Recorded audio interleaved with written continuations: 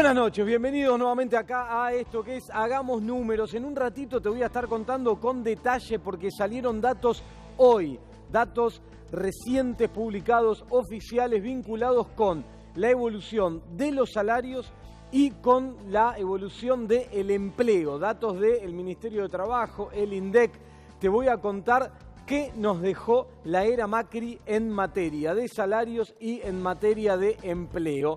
Algún adelanto ya tenés porque mirá lo que utilizamos como gráfica para arrancar. El hombrecito que se mira los bolsillos con cara de preocupación, los bolsillos vacíos. En un rato te voy a dar los datos y te voy a mostrar por qué esto es así. Cuáles son los datos que dan sustento a esta gráfica con ese sellito tan particular que le ponen a este pobre individuo que se mira los bolsillos perplejo.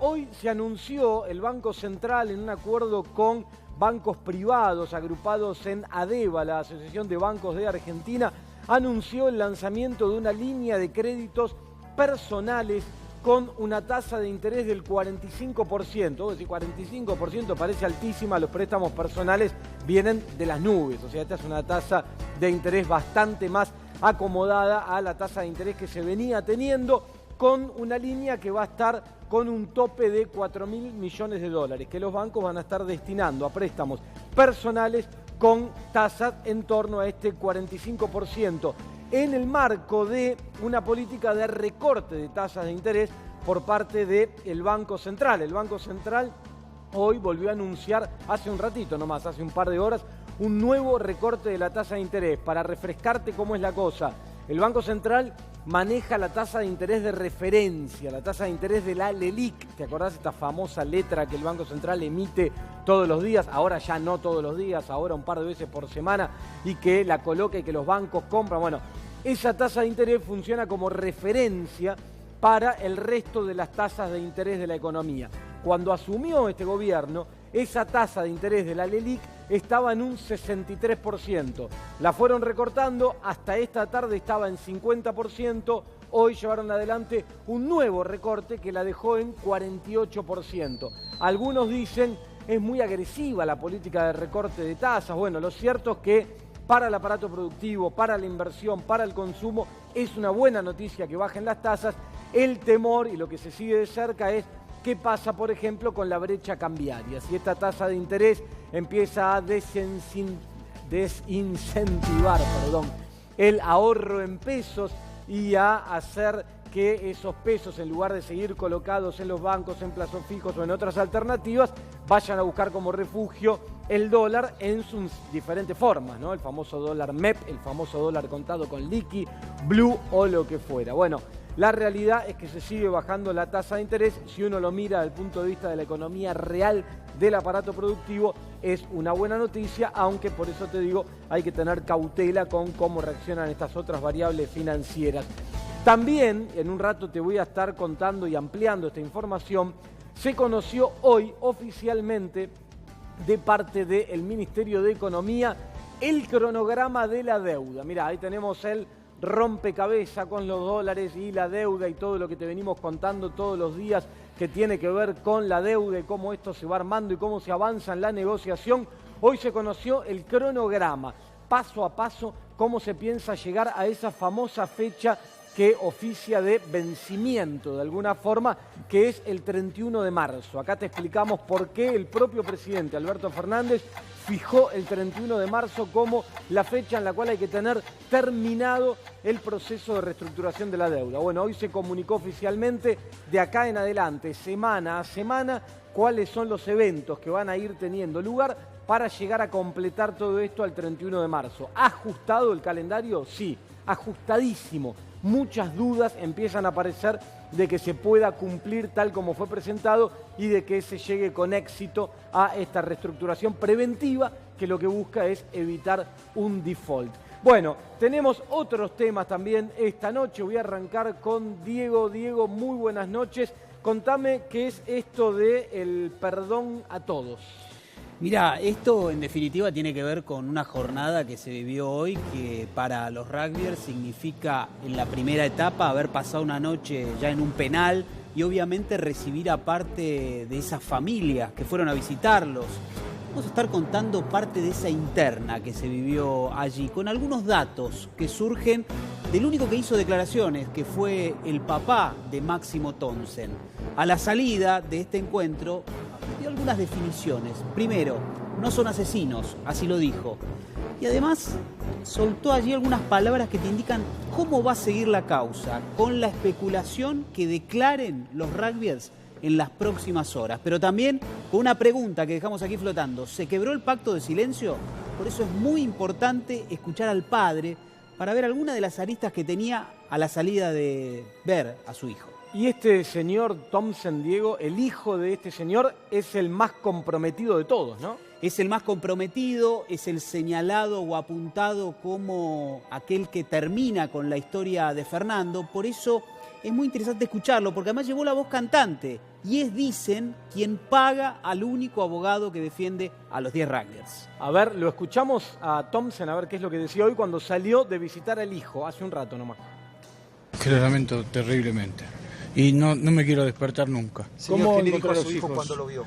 ¿Están arrepentidos? ¿Cómo lo...? Obvio que están arrepentidos. ¿Y usted pasó la noche? ¿Usted cómo está como papá? Destrozado.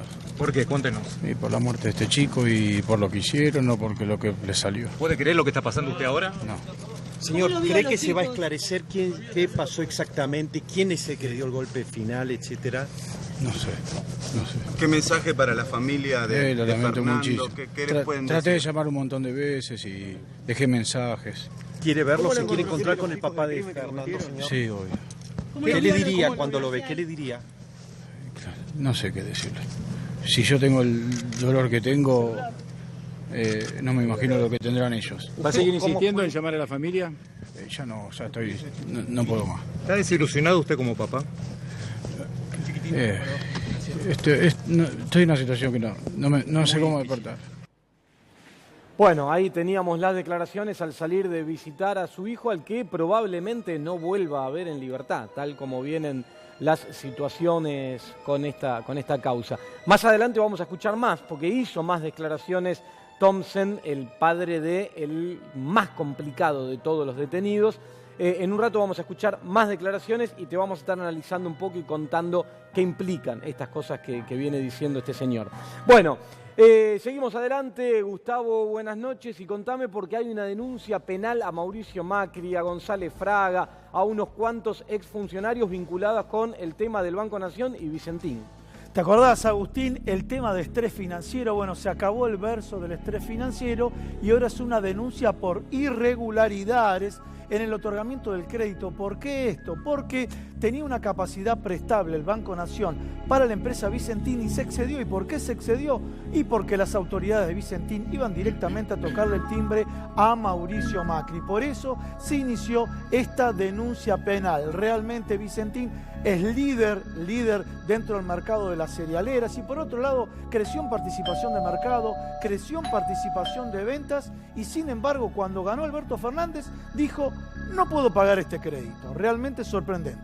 Bueno, va a haber que seguir de cerca las consecuencias de esta denuncia penal que involucra a altos funcionarios, exfuncionarios, que tuvieron que ver de manera directa con esto, que claramente es una especie de defraudación.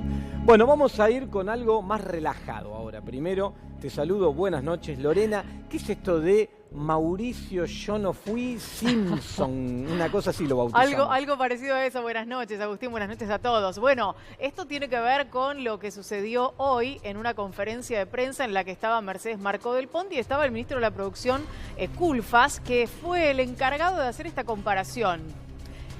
Vamos a ver primero qué era esto de Bart Simpson y por qué Culfas, el ministro, comparó a Mauricio Macri, al expresidente, con Bart Simpson. A ver, ¿lo tenemos ahí? Bueno, que él alertaba de que se estaba tomando deuda en exceso. A mí, digamos, no sé, no quiero hacer definiciones muy fuertes, pero me recordó un poco a Bart Simpson, ¿no? Que es el que hace como esas bacanas travesuras y después la culpa fue de otro o no se hace cargo, la culpa fue de otro o no se hace cargo. Yo no fui. Porque al mismo tiempo él salía públicamente y decía, es por acá, este es el camino. Entonces la verdad que ahora, después de haber dejado el gobierno, de habernos dejado en una situación dramática, con la economía en recesión, caída del empleo, del salario real, las pymes ahogadas y el país sobreendeudado, que venga a decir, bueno, no, yo les decía a mis funcionarios que se estaban yendo un poco de mambo, ¿no? Bueno, si pensaba eso, ¿por qué no lo frenó? Si pensaba eso, ¿por qué no lo frenó? Bueno, ahí lo teníamos, el niño yo no fui. ¿Sabés, Agustín, mirá, que ahí lo tenemos? Sí. 3 de febrero de 1994, temporada 5, capítulo 93, es en el que Bart Simpson se hace famoso con el rap Yo no fui. No, pero es la especialidad que manejás en materia de Simpson. El detalle. Temporada, capítulo.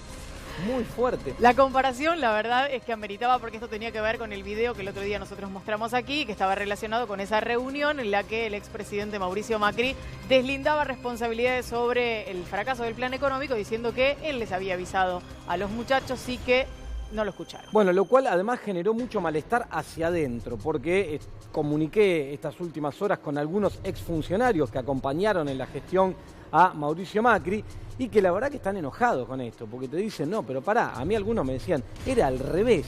¿Sabés las advertencias que nosotros hacíamos sobre cosas que no nos daban bola y que ahora vienen a decir que en realidad era al revés, que nos advertían y que nosotros decíamos que no? Bueno, generó un malestar interno a partir de estas declaraciones que tuvo el expresidente el otro día. Pero pasemos a un tema que tuvo lugar en el día de hoy, muy importante. Ayer te lo anticipábamos acá en Hagamos Números, que es la vuelta de la paritaria nacional docente. Hoy el ministro de Educación, Nicolás Trota, tuvo una reunión por esta paritaria nacional docente y contame, Lorena, qué novedades hay. Bueno, vamos a contarles en un ratito nada más cuáles fueron los pedidos que llevaron adelante los gremios que estuvieron presentes en esa reunión. Primera reunión en la que, te anticipamos, no hubo un acuerdo, pero vamos a contar cuáles fueron los pedidos, cómo está iniciándose esta conversación, porque los gremios con representación nacional llevaron una serie de pedidos al ministro para que se empiece a trabajar en función no solamente del salario, aunque por supuesto con el salario como uno de los temas importantes. En un ratito Bueno, ahora vamos a ver punto por punto cuáles fueron los pedidos de esto y cómo se va a ir avanzando en un acuerdo al que esperamos que se llegue en algún momento lo antes posible. Bueno, ya tenemos acá sentados con nosotros los invitados de esta noche, que son Fabio Quetglas, que se dice Quetglas, diputado nacional por Juntos por el Cambio, y Jorge Altamira, que es fundador del Partido Obrero. Ya vamos a estar dialogando con ellos sobre todos estos temas que te venimos contando. En un ratito primero te voy a analizar lo que te acabo de contar, el cronograma de la deuda y cuáles son los datos que muestra lo que se dejó en materia de herencia en términos de salarios y de pérdida de empleo. Ya mismo acá en Hagamos Números. Dale. Atilra es artífice de un proyecto solidario, colectivo y social. Es una realidad que crece, se desarrolla, vive y se multiplica, pero sobre todo permanece en el tiempo. Atilra, más de 70 años sembrando de sueños el camino. Bueno, ahí vamos con los detalles de lo que te contaba recién. Recordá la imagen que te acabo de mostrar, este hombre que mira sus bolsillos con cara de preocupación, de tristeza, perplejo, mira y no encuentra nada. ¿Sí? Este hombre de traje azul, no sé si esto es alguna alusión al dólar blue que quisieron hacer, pero de traje y hasta pelo azul. Bueno, te voy a contar cuáles son los datos que se comunicaron hoy. Se dieron a conocer datos oficiales vinculados con el mercado de trabajo, con los salarios y con el empleo. Como dice ahí, te adelanta ya el título, más pérdida para los salarios. Lo presentamos como el sello de la era Macri, porque ahora te voy a mostrar por qué a lo largo de todo el periodo hubo una pérdida muy significativa para los salarios en la Argentina. Mirá, vamos a ver los datos, arranquemos. Ahí tenés el dato que corresponde, que se comunicó hoy, corresponde al mes de noviembre de 2019, ¿sí? El último mes completo de gestión de Mauricio Macri. Bueno, el dato dio que en el mes se registró un aumento de 2,4% en el mes para los salarios. El mismo mes que te contamos acá hace unos programas atrás ya, porque incluso está el dato de diciembre, los precios ese mismo mes aumentaron un 4,3%. O sea, claramente lo que ves en el mes es una nueva pérdida de poder adquisitivo de los salarios. Como se decía en algún momento, los salarios aumentan por la escalera y los precios suben por el ascensor. Mirá la próxima placa. A ver, que tiene que ver también con más datos que se dieron a conocer sobre esto. Cuando vos te ponés a mirar qué es lo que pasó con los diferentes grupos de asalariados, el dato oficial se publica dividiendo en estos grandes grupos. Los salarios públicos, los más retrasados de todos, un 1,7% aumentaron solamente en el mes de noviembre. Los privados, un poco mejor, 2,8%, aunque aún así por debajo de los precios. Y los informales, un 2,3%. Una situación intermedia entre el aumento público y el privado. El público es el que le tocó perder por lo menos en el mes de noviembre. Ahora vamos a ver algunos datos acumulados. Pero mirá, en el acumulado de los 11 meses, entre enero y noviembre del año 2019, los salarios aumentaron un 37,3%. Ahora bien, si tomás la inflación para el mismo periodo, cuál fue la variación de los precios, encontrás que aumentaron un 48,3%. Haciendo la cuenta te da que la pérdida de poder adquisitivo de los salarios en promedio a lo largo del periodo de 11 meses hasta noviembre, falta uno todavía para tener el cierre del año, tenés una pérdida de poder adquisitivo de los salarios de 7,4%. Es muy fuerte. Esto es lo que te explica que haya caído el consumo, esto es lo que te explica que el círculo vicioso, recesivo en el cual está la economía, le cuesta romper, y a esto apunta el nuevo gobierno. Vamos a ver al final del camino si con éxito o no, pero a quebrar este círculo apunta tratando de mejorar el poder adquisitivo de los salarios, por lo menos de aquellos sectores de menores ingresos. Mirá, veamos otra de las placas que tiene que ver con datos que se conocieron hoy. Cuando tomás el acumulado y calculás la pérdida de poder adquisitivo entre enero y noviembre de 2019, los salarios para los formales privados, para todos aquellos trabajadores que trabajan en el sector privado de manera formal, que tienen relación de dependencia, un recibo de sueldo, etc., la pérdida de poder adquisitivo fue de 4%, 4,1%. Si vos tomás los empleados públicos, la pérdida de poder adquisitivo acumulada en los 11 meses fue más fuerte, fue de 6,4%.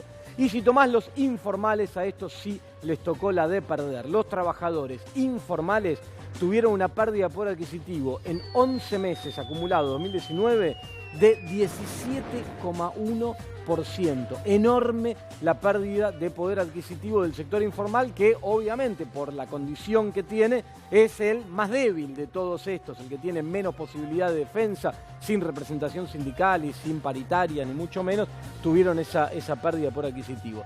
Ahora, en agosto del 2017, acordate, ¿qué pasó en agosto de 2017? Es justo el mes previo, o un mes y pico antes, de la elección legislativa de medio término que tuvo lugar en octubre de 2017. Ahí el gobierno de Mauricio Macri había llevado adelante algunas medidas que buscaron estimular un poco, lograron recuperar un poquitito esta pérdida de poder adquisitivo. Entonces, cuando uno toma la serie de lo que se llama el salario real, que es el salario considerando la evolución de los precios, encontrás con que el pico más alto de los 4 años de la era Macri fue agosto de 2017, justito antes de las elecciones en las cuales la estrategia funcionó, porque en las elecciones de medio término recordarás que le fue bien al gobierno de Mauricio Macri en ese momento.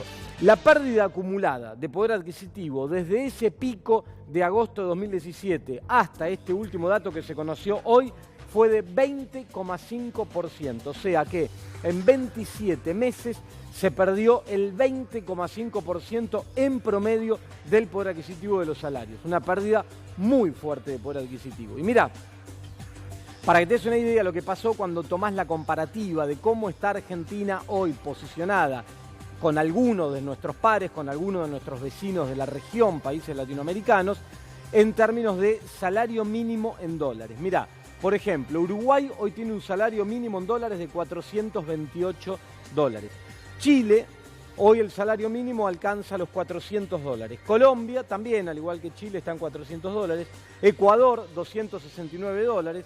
Sigamos bajando para tratar de acercarnos a la Argentina. Brasil, algunos tomamos representativos. Brasil, $260. Argentina, $206. ¿Sabés qué países de Latinoamérica están por debajo de la Argentina? Cuba, con un salario de apenas $44 mínimo, y Venezuela, bueno, con un salario mínimo de $3.20, pero la Argentina hace unos años atrás estaba en una posición mucho más ventajosa y por encima de otros pares de la región, como por ejemplo el caso de Brasil que tenemos acá arriba. Sin embargo, cayó muchas posiciones a partir de esto que te estoy contando y describiendo, y hoy estamos apenas por encima de estos dos países de la región que tienen salarios mínimos en dólares realmente muy bajos. Pero mirá, para entender también esto vinculado con otros datos que se conocieron hoy en términos del mercado de trabajo, se perdieron durante la era Macri, durante los 4 años de gestión, dato oficial, comunicó el Ministerio de Trabajo hoy, 234.000 empleos asalariados privados. Claro, ¿cuál es la relación entre una cosa y otra? A medida que la economía pierde empleo, se destruyen fuentes de trabajo, aumenta la tasa de desempleo, el poder de negociación de parte de los trabajadores cada vez es más débil. ¿Por qué? Porque te dicen, bueno, mirá, tengo esperándome acá en la esquina un montón de otros que están dispuestos a trabajar por un salario bajo porque no tienen trabajo, entonces se debilita el poder de negociación, eso hace que caigan los salarios, en particular lo que te mostraba recién en aquellos sectores informales que están menos protegidos. Bueno, esta es la realidad, este es el círculo vicioso de pérdida de empleo y pérdida de poder adquisitivo que termina impactando negativamente en la economía y termina en esta dinámica que nos condujo a la situación de crisis que venimos atravesando ya hace un tiempo en la Argentina. Bueno, estos son los datos que se conocieron hoy y que describen esta triste realidad que vamos a estar abordando ahora entre nosotros y con los invitados en un rato, sobre todo con las perspectivas de lo que viene para adelante. Pero en términos de lo que viene para adelante, y vamos a cerrar con esto, acordate lo que te muestro acá, que hay una cuestión clave que todos los días te estamos contando los avances, que tiene que ver con la deuda.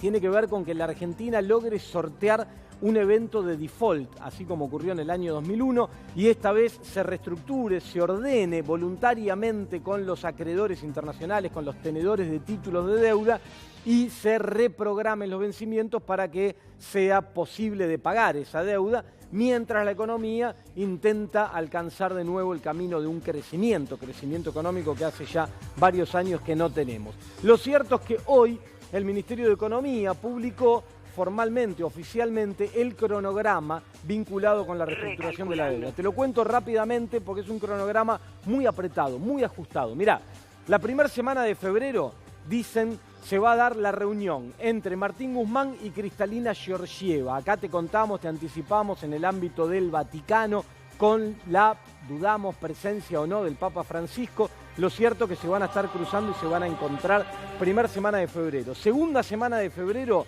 va a haber una misión del Fondo Monetario. Entre el 12 y el 14 de febrero, misión del Fondo Monetario a la Argentina para tener conversaciones y evaluar la situación económica del país. Guzmán presenta lineamientos de la sostenibilidad de la deuda pública que se desprenden de esta ley que ya tuvo media sanción ayer en diputados y que pasa la semana que viene a tratarse en el Senado. Entre el 12 y el 17 de febrero va a dar los principales lineamientos de cómo se piensa encarar la sostenibilidad de la deuda pública. Tercera y cuarta semana de febrero, inicio del periodo de 10 días de conversaciones con los tenedores de los títulos. O sea, a partir de estas 2 semanas se empiezan las conversaciones, los ida y vuelta con los tenedores de los títulos en el mercado internacional para ir buscando un acuerdo de acuerdo a lo que la Argentina vaya marcando. Sigamos con el cronograma para entender cómo avanza esto. A ver, la primera semana de marzo se va a dar la estructura final de la oferta. O sea, ahí se va a comunicar cuál es la oferta que a la Argentina le hace, ya con detalle, a los tenedores de títulos para que evalúen si la van a aceptar o no. Esto es la primera semana de marzo. La segunda semana de marzo se lanza formalmente esta oferta. Durante la segunda y la tercera semana se realiza el roadshow. El roadshow, que quiere decir cuando los funcionarios del gobierno van a diferentes lugares y le presentan a los tenedores de títulos en Europa, en Estados Unidos, en los diferentes lugares en los que van a estar yendo, Asia, etcétera, porque hay tenedores de estos títulos atomizados y dispersos por todo el mundo, les presentan las características de esta oferta que se está haciendo y intentan convencerlo de alguna manera de que acepten esta oferta que el gobierno le está haciendo. Y la tercera y la cuarta semana de marzo expira el periodo de aceptación de la oferta. Esto es lo que hace unos días atrás comunicaba Alberto Fernández cuando decía 31 de marzo tiene que estar todo cerrado. Acá expira el proceso de aceptación. La duda es, durante todo este proceso a lo largo de febrero y de marzo, acá te vamos a ir contando los detalles, avances, idas y vueltas, ¿lograrán que los tenedores de títulos de manera voluntaria acepten? ¿Lograrán juntar los porcentajes que son necesarios? 2/3 en algunos casos, 75% en otros, para lograr cerrar eso y evitar la aparición el día de mañana de los famosos fondos buitre. Bueno, esa es la duda, esa es la incógnita. Y si esto no ocurre, ¿qué pasa? ¿Hasta cuándo hay tiempo para poder seguir pagando los vencimientos de deuda y no caer en default? Bueno, estos son los interrogantes que se vienen de acá en adelante. Con esto vamos a estar hablando ya con nuestros invitados y entre todos para analizar y entender un poco más qué pasa atrás de esto y que vos que estás del otro lado también entiendas mejor qué es lo que pasa con esto. Ya mismo arranco con ellos acá en Hagamos Números. Dale, vamos.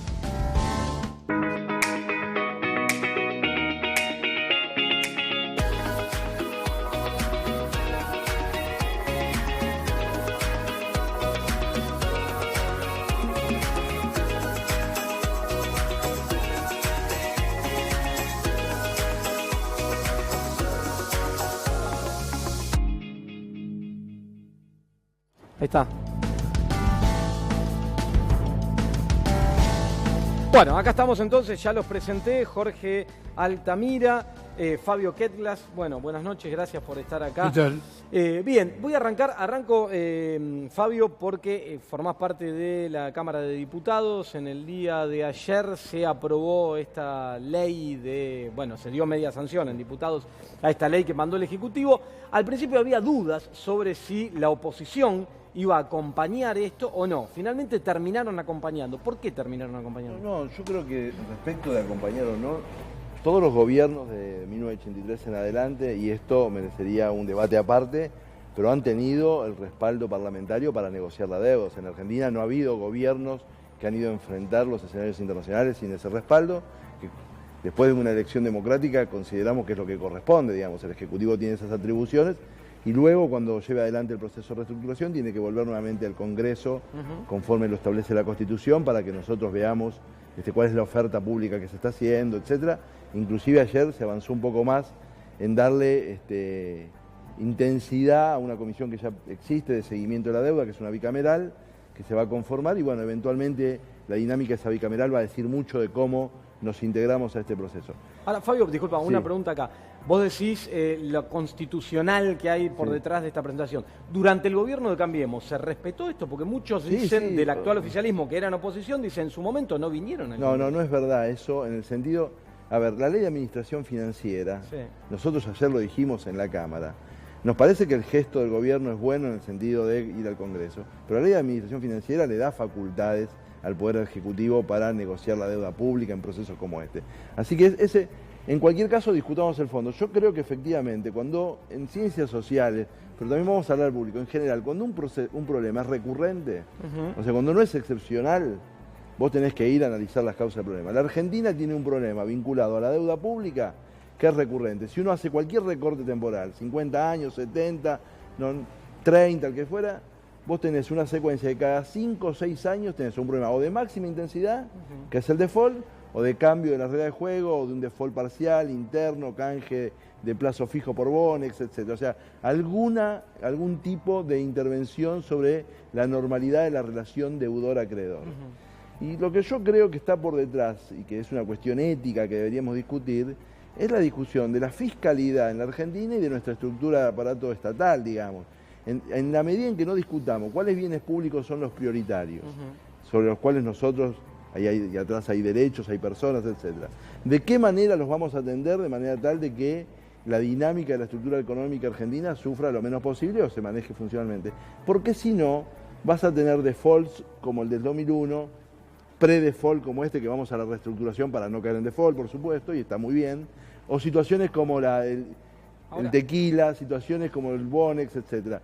Y es muy importante decirlo acá, porque si no me parece la deuda de Macri, el gobierno va a negociar bonos del canje 2005, bonos del canje 2010 y bonos del 2016. El canje 2005 y 2010 es de la deuda, digamos, del proceso de la convertibilidad. ¿Qué quiero decir con esto? Y no es una asignación de responsabilidades. Significa, evidentemente, si todos los gobiernos, para funcionar razonablemente bien, precisan tomar niveles de deuda que se hacen impagables en ciclos de 6, 7, 8 años, según cómo estén los precios internacionales, etc. Hay un problema en la estructura económica. Discutamos la estructura económica porque si no nos pasamos la pelota como si fuera que la otra fuerza política no tuvo su default. Acá todos tuvimos nuestro default. Pero permíteme, pero sin embargo hay un doble solapamiento. Por ejemplo, el caso Provincia de Buenos Aires, Axel Kicillof, que dijo, yo le dejó el gobierno anterior, María Eugenia Vidal, en 4 años, 4.000 millones de dólares de compromisos a pagar. ¿Qué es lo que asume él? 8.800. Acá, ¿qué es lo que vamos con la deuda a nivel nacional? Se dio un doble solapamiento de deudas anteriores más las que contrajo Mauricio Macri, donde cuando uno arma un cash flow, una proyección, dice, no, acá se recargó demasiado, se quedaron sin tinta, se quedaron sin cash y empezaron a cortar los plazos porque perdió credibilidad. Y ahí es donde pasa el principal eje a la crítica de Cambiemos, ¿no es cierto? Pero eso es efectivamente así, que hay un problema de concentración, de vencimiento. No lo niegan ustedes de Cambiemos. No, en absoluto, y por eso también ayer respaldamos esta posición negociadora y a veces ese proceso de concentración. A ver, porque también uno puede dejar de tener, vamos a suponer que abandonamos la infraestructura pública, abandonamos un montón de cosas, desatendemos la reserva del Banco Central, etcétera, y atendemos a la deuda pública nada más. Cuando hacemos un análisis de la deuda, por eso yo quiero enfocarme en la estructura económica, porque si nosotros nos chicaneamos entre los partidos mayoritarios, desatendiendo a la observancia que tenemos que tener de la estructura económica, el próximo default nos va a tocar a nosotros o le va a tocar a este gobierno, porque hay un problema estructural de generación de bienes públicos a un costo que parecería ser que la sociedad, que el Estado argentino no puede sostener. Sí, déjame ordenar un segundo, digo, antes de introducirlo a Jorge Altamira, digo, porque la visión me imagino que es completamente diferente, digo, me vas a plantear la legitimidad de la deuda. No sé si la visión, acá hay hechos que no son como se los relatan. La deuda que Vidal le deja a Kicillof fue votada por el peronismo, que era mayoría en la legislatura, en diputados y en senadores de la provincia de Buenos Aires. Todo el mundo se olvida de eso. Todo el mundo se olvida que Macri no tuvo mayoría ni en la provincia, ni en la ciudad, ni en el Congreso Nacional. De modo que este nivel de cesación de pagos está fabricado entre las dos fuerzas políticas mayoritarias. Este es el primer punto que hay que señalar. Y hoy entonces, digo, a partir de esto, Jorge, ¿qué habría que hacer según la visión de ustedes? Macanudo, pero es importante que la ciudadanía sepa que quienes se arrogan la comprensión de lo que hay que hacer son los que nos han metido en todo este bolonqui, adoptando este tipo de medidas. De alguna manera, lo primero que habría que hacer es restablecer un cierto orden republicano.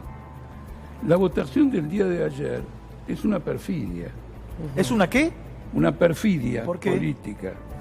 Porque contra lo que escuché decir recién, el acuerdo no va a ser discutido en el Congreso, no lo fue nunca. El acuerdo del FMI de Macri no fue discutido en el Congreso. Ningún acuerdo de deuda fue discutido en el Congreso. Es decir, que nosotros violamos, o los gobiernos violan, una norma internacional.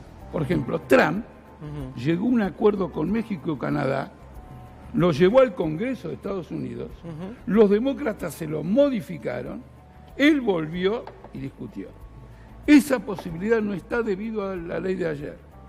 La ley de ayer no establece la obligación del gobierno de volver al Congreso con el acuerdo. No solo que no lo establece, le concede de antemano a los acreedores algo que cualquier negociador no lo haría, que va a ser bajo legislación extranjera. Le pide autorización para acordar una prórroga de legislación extranjera en el canje de bonos, que va a ser la consecuencia, digamos, de un acuerdo. Quiero hacer una pregunta. Pero hay que poner dos matices. Sí. El primer matiz es que canjeamos bonos que ya están bajo legislación extranjera por nuevos bonos bajo legislación extranjera. Digamos, no es que canjeamos bonos bajo legislación nacional. Entonces no necesitaría ninguna autorización. Pero es bueno decirlo porque si no queda como oculto. Dice prórroga, dice mantener la prórroga, pero esta es la oportunidad de poner eso en discusión. Perdón, el segundo matiz... Yo no te interrumpí. No, disculpe. No interrumpí. Por lo tanto, lo ocurrido ayer es un asunto muy serio, violando todo lo que es la práctica internacional, los acuerdos que firma el Poder Ejecutivo, que establece el Poder Ejecutivo no son discutidos después en el Congreso. Esto es extremadamente serio.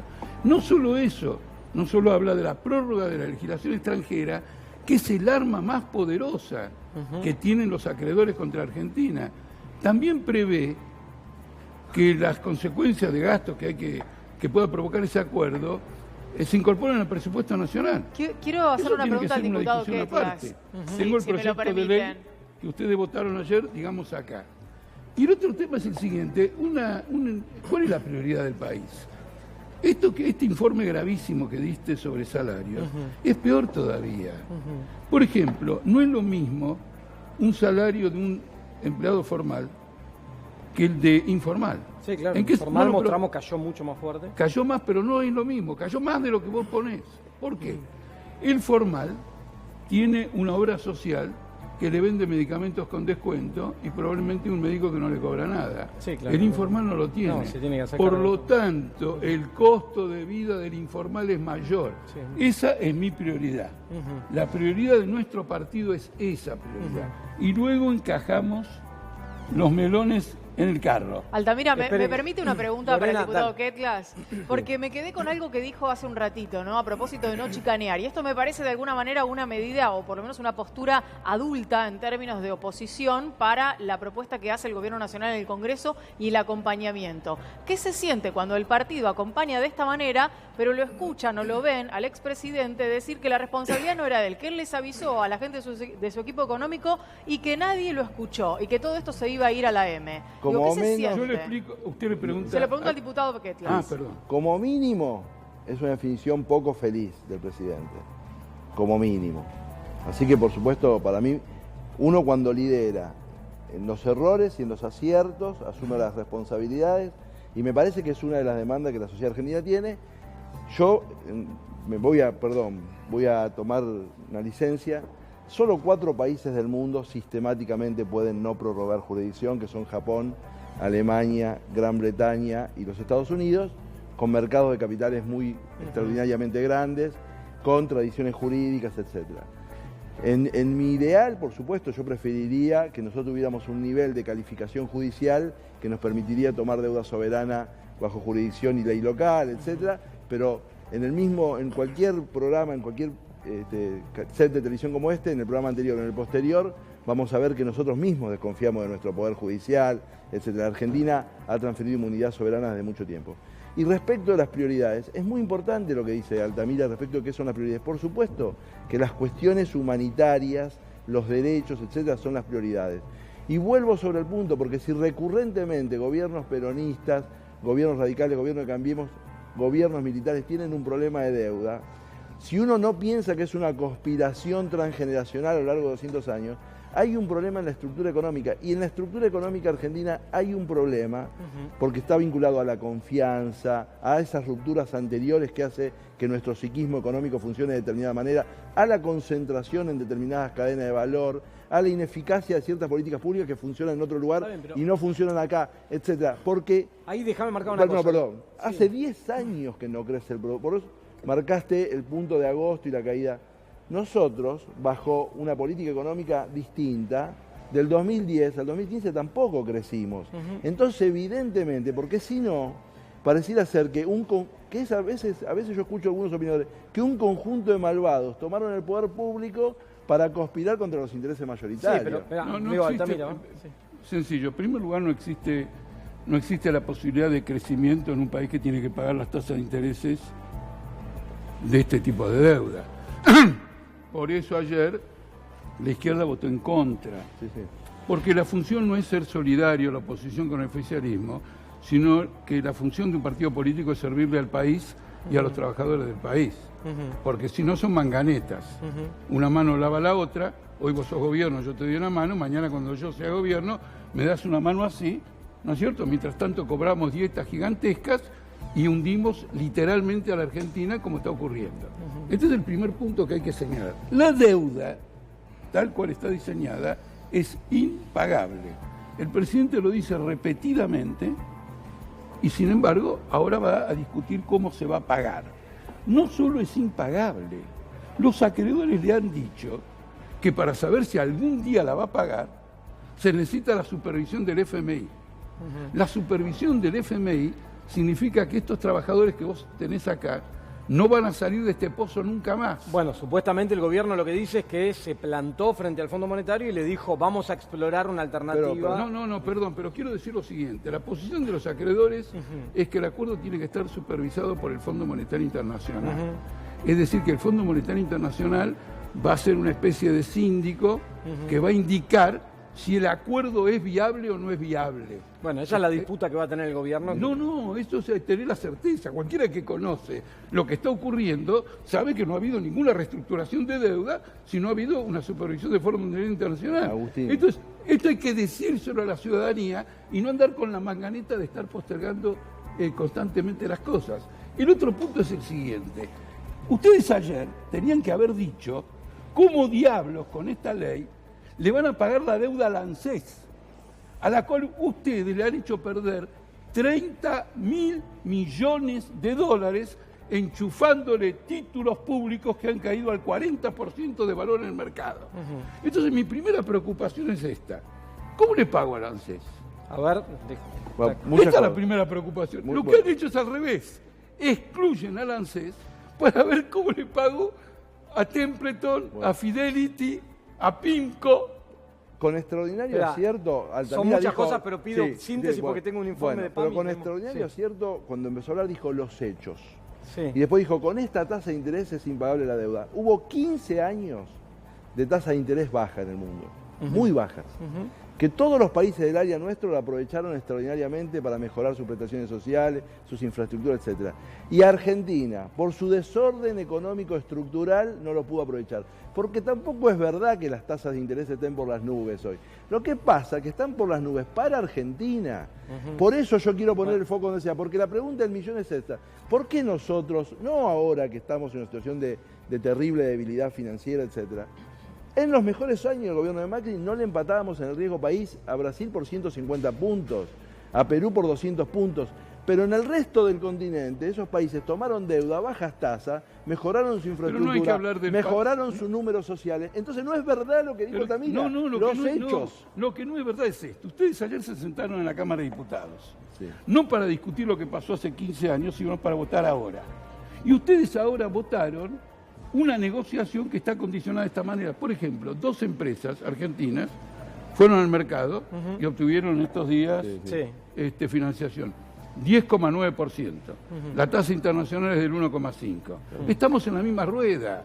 Entonces, los trabajadores informales, te olvidaste de los monotributistas. Bueno, también. Pero es que el monotributista no se puede pagar las vacaciones. No, claro. El formal se va 15 días de vacaciones y cuando vuelve cobra el sueldo. El monotributista no, y otras cosas.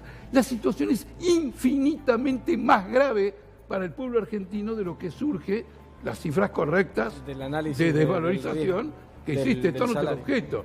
Estoy yendo un poquito más en esa dirección. Ahora, nada de esto se va a resolver. Ayer, ¿la deuda sustentable cuál es? La deuda sustentable es aquella que permita que el 20% que vos dijiste que se perdió de agosto hasta hoy se recupere, que las jubilaciones que se dolarizaron se recuperen, una vez que se recupera todo y devolvemos también obra pública, educación y salud, entonces le decimos a los acreedores, vengan y discutamos. Una vez que recuperemos todo eso, antes de recuperar todo eso no se puede discutir. ¿Hay algún antecedente? Fabio, cierre esto. No, yo coincido con los nobles objetivos de priorizar lo social siempre, etcétera. Me gustaría saber si hay algún antecedente de negociación de deuda de ese tipo, bilateral, porque sería un buen antecedente para tomarlo. Yo no... Bueno, le agradezco mucho a los dos. Es muy sencillo, le contesto muy brevemente. Cortita, Jorge. No hay ningún antecedente probablemente, o ninguno me viene a la memoria. Es muy importante saber eso. Para la opinión pública, porque si no pareciera que somos mezquinos frente a la necesidad. No, pero le digo a la opinión pública, el derrumbe económico mundial del año 2007-2008, ¿no es cierto?, que tiene sus consecuencias ahora y que se va a repetir, es la consecuencia de la falta de costumbre de la que vos te jactás para que nosotros sigamos el ejemplo. No, yo no me jacto. Y ahí se derrumba financieramente el mundo y me dice, ¿de qué lugar lo hiciste? No, algún día hay que ser Algún día hay que priorizar esta discusión ética sobre la deuda. No es ética. Y también económica. No es ética, pero es una discusión económica, política y social. Pero yo quiero que el gobierno vaya a gobernar con los mejores instrumentos posibles. Les agradezco mucho a los dos. Todos se quedan pensando en la casa porque el debate es súper interesante. Dos posiciones contrarias en algo que nos involucra a todos, nos afecta a todos, que es lo que está pasando con la deuda. Muchas gracias por haber estado acá esta noche a ambos. Gustavo, contame antes de irnos a la pausa el informe que tenés del PAMI, algo gravísimo nos vas a contar que ocurrió en el PAMI. Sí, una millonaria estafa. A ver, ustedes pueden creer, jubilados muertos que van a comprar, ¿sí? Por otro lado, recetas falsificadas forma parte de esta maniobra. Y ahora le voy a comentar un poco las características. ¿En qué consiste la estafa al PAMI? Por ejemplo, inventar presuntos diabéticos. ¿Y por qué digo inventar? Porque van a comprar las tiras reactivas, van a comprar las insulinas terceros.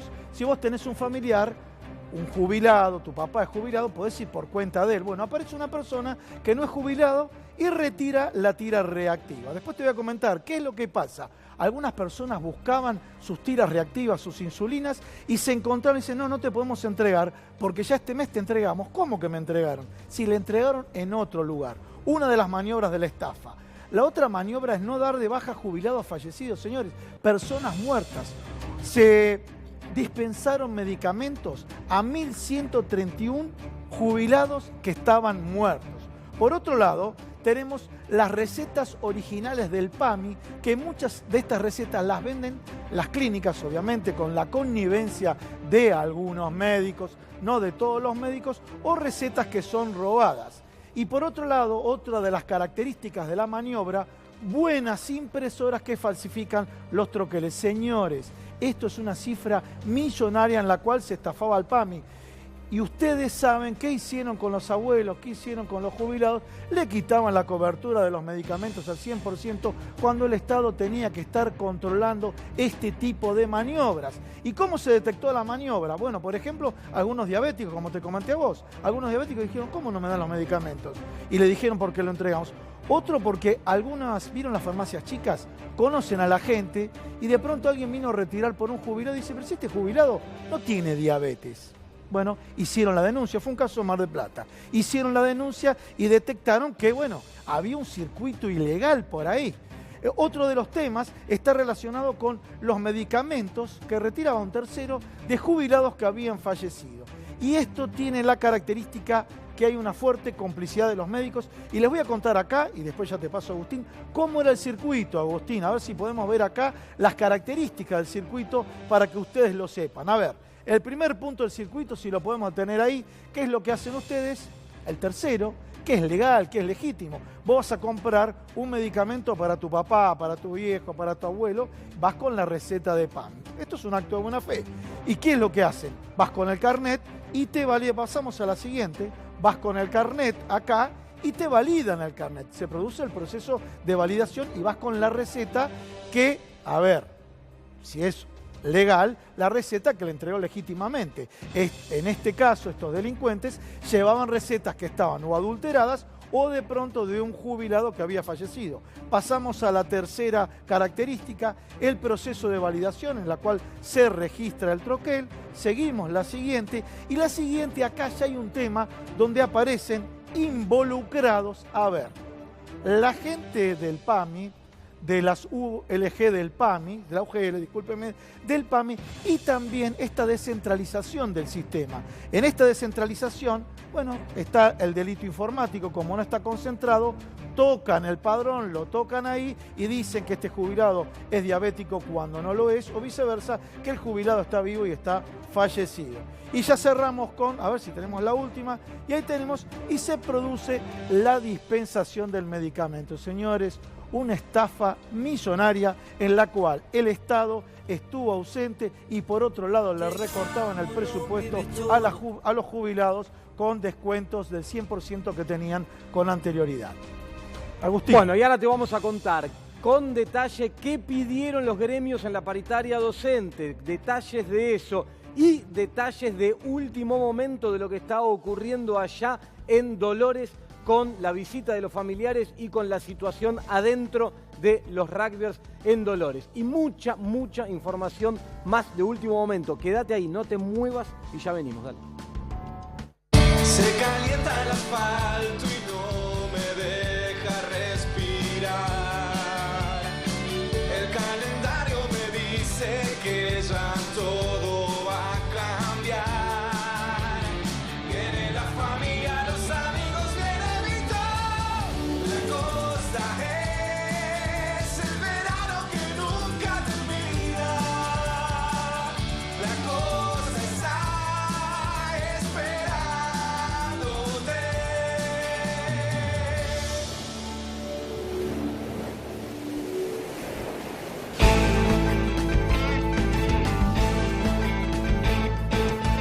Sabemos que Maxi Consumo es el supermercado mayorista que siempre te da algo más. Atención personalizada, la mejor calidad, al precio que buscas y encontrás, con todos los medios de pago. Comprar en Maxi Consumo es una experiencia redonda.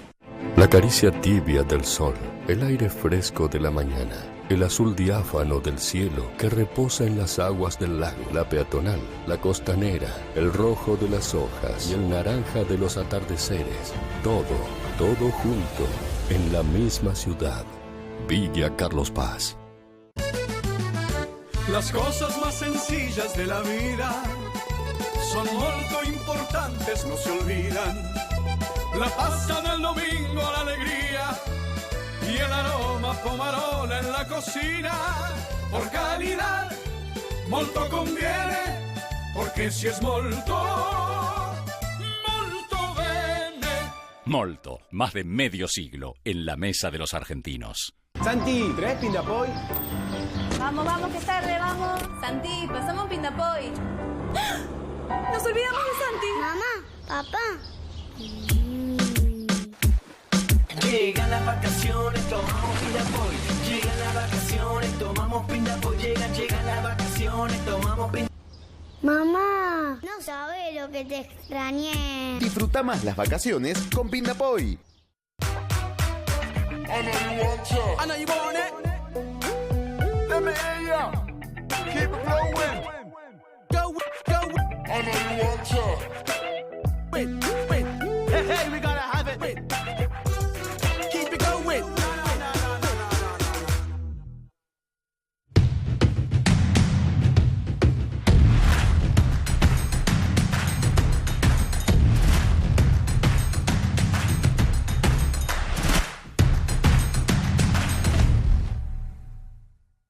Me vuelvo loco con esta noticia. Los productos de El Chacal llegaron a Cronishop, la plataforma e-commerce del grupo Crónica. El Chacal postea en las redes de Crónica las noticias del día con un estilo ácido e irónico. Entra ahora a cronishop.com.ar y descubrir remeras, tazas, gorras, shop y todos los productos con los hashtags más divertidos. Acordate, cronishop.com.ar. Santi, ¿traes Pindapoy? Vamos, que es tarde, vamos. Santi, pasamos un Pindapoy. Nos olvidamos de Santi. Mamá, papá. Llegan las vacaciones, tomamos Pindapoy. Llegan las vacaciones, tomamos Pindapoy. Llegan las vacaciones, tomamos Pindapoy. Mamá, no sabes lo que te extrañé. Disfruta más las vacaciones con Pindapoy. No hay nada más lindo que ver a tus hijos felices. Por eso yo elijo fideos Marolio, que le dan sabor y frescura a las alegrías de todos los días. Spaghetti, rigati, moños, tirabuzón. Mamá, te amo. Marolio, una de las marcas más elegidas por los argentinos. Con los productos de limpieza Héroe, disfruta en tu hogar de toda la protección y las mejores fragancias. Héroe, cuida a tu familia. Acá, con Connie y Mica. Acá, con Vale, Nico y Tincho. Acá, como en todo el país, tenemos un plan que se adapta a tus necesidades. Acá con Bauti. Acá está.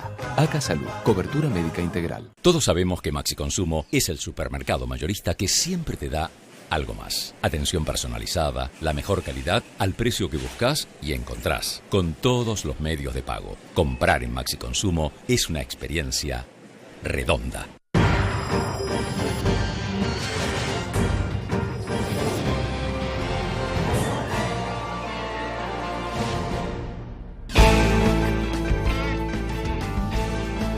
seguimos acá en Hagamos Números y contame, Lore, los detalles que tienen que ver con lo que pasó hoy en la negociación por la paritaria docente. Bueno, en primer lugar vamos a decir que no se llegó a un acuerdo, es la primera de las reuniones, esto se suponía y ya se sabía que iba a ser para larga data, aunque no tan larga. El 2 de marzo es la fecha para iniciar las clases en todo el país, a excepción de un par de provincias, en el caso de la provincia de Misiones, que empieza el lunes siguiente. Las otras 3 provincias que tienen fecha diferenciada empiezan antes, es decir, el próximo lunes, el lunes de la semana que viene. Bueno, vamos a contarte que, vamos a decir la lista completa. CETERA, UDA, AMET, SEA y SADOP son los 5 gremios con representación nacional que hoy estuvieron en el Ministerio de Trabajo. Vamos a repasar algunos de los pedidos que se realizaron. Salario. Hoy el salario inicial de un docente en la República Argentina es de 20.250 pesos. Es el punto central en términos de la economía, en términos del dinero que necesitan los docentes para poder vivir, porque además es una enorme cantidad de los docentes los que reciben este sueldo, que es el inicial en nuestro país. El plan Conectar Igualdad. Que regrese ese plan. ¿Te acordás el de las computadoras que se le otorgaban a los alumnos de las escuelas y que les permitían tener interconexión y además hacer tarea en su casa, que era brindada por los propios docentes, y además, por supuesto, utilizar Internet, que es parte de las herramientas fundamentales? Formación docente. Esto tiene una cantidad de ítems importantísimos que están desglosados y que seguramente vamos a seguir contando en las próximas jornadas cuando se sigan las reuniones. La ESI, Educación Sexual Integral, es una ley, existe desde 2012, no se aplica en todos los colegios de la República Argentina, dicen los docentes, es central. ¿Qué más? Infraestructura. Por lo menos 2.000 escuelas le fueron a pedir al ministro Trota que se construyan en la República Argentina o que se arreglen. Y este es el otro tema central, el Fondo Nacional de Incentivo. Hoy están cobrando 1.210 pesos por cargo, independientemente del cargo que tengan, y además están en negro. Es una suma que claramente habrá que reformular, porque es mucho el dinero que se necesitará para eso. ¿Se podrá lograr? Próximas reuniones seguramente van a ser un poquito más calientes, pero todos esperamos que el 2 de marzo las clases empiecen en la República Argentina. Esperemos que sí, que empiecen como corresponde. Y ahí noté que ayer esa imagen de Nicolás Trota, que iba para atrás caminando, mirando para adelante, pero para atrás, hoy se agranda, ¿no? Digo, ya arrancó la paritaria docente y va para adelante. Bueno, vamos con Diego y lo que tiene que ver con la situación ahí en Dolores de los detenidos, los rugbyers de esta causa que se inició en Villa Gesell. Diego. Que seguramente intentará la defensa de los rugbyers. En principio te cuento que hay datos, o por lo menos que indican que no solamente en cuanto a la defensa de todos los rugbyers, pasaría ya a otro costado, abandonando incluso a los abogados, al abogado que hasta ahora representa a los 10 rugbyers. Pero va a haber novedades en la causa, que tiene que ver con la declaración que podría darse de muchos de ellos, incluso con el propio Máximo Tonsel, que podría declarar en las próximas horas y que incluso daría datos o situaciones de cómo se vivieron esos momentos de la pelea. Todo esto anticipándonos a lo que va a venir, porque hubo un quiebre en estas últimas horas en todo ese entorno de los rugbyers, que seguramente dará que hablar, porque parte de ellos pedirán declarar y lo harán en las próximas horas. Bueno, así lo seguiremos. Lorena. Información que llega desde la ciudad de Buenos Aires tiene que ver con la línea C de subterráneos, que estará cerrada por reformas hasta el próximo 3 de febrero. Hubo una recorrida de Felipe Miguel, el jefe de gabinete. Hicimos una transformación importante en el sistema de señalización de la línea que permite brindar más seguridad y mayor regularidad del servicio, lo que permite que los trenes vengan efectivamente con la frecuencia de 3 minutos con una mayor regularidad. Y eso impacta claramente en la calidad de servicio, en concreto en que todos los pasajeros tengan que esperar menos tiempo entre tren y tren. Bueno, aprovechamos también esta oportunidad para hacer una remodelación, una puesta en valor de la estación terminal de acá de Retiro, que incluye la remodelación de la estación en particular, con los pisos y toda la infraestructura, y también con la accesibilidad a la estación, en los ascensores, en las escaleras, para que haya una mayor fluidez y un mejor servicio también de accesibilidad a la estación. Y aprovecho para confirmarles a los vecinos que viajan y usan la línea C, que nos habíamos comprometido a que a partir del lunes 3 de febrero el servicio se nude con normalidad y a partir del lunes 3 de febrero va a estar funcionando en plenitud. Bueno, ahí teníamos la situación de obras de arreglos después de mucho tiempo en la línea C, aquella que va entre Retiro y Constitución, la que cruza al resto de las líneas acá en el centro de la ciudad.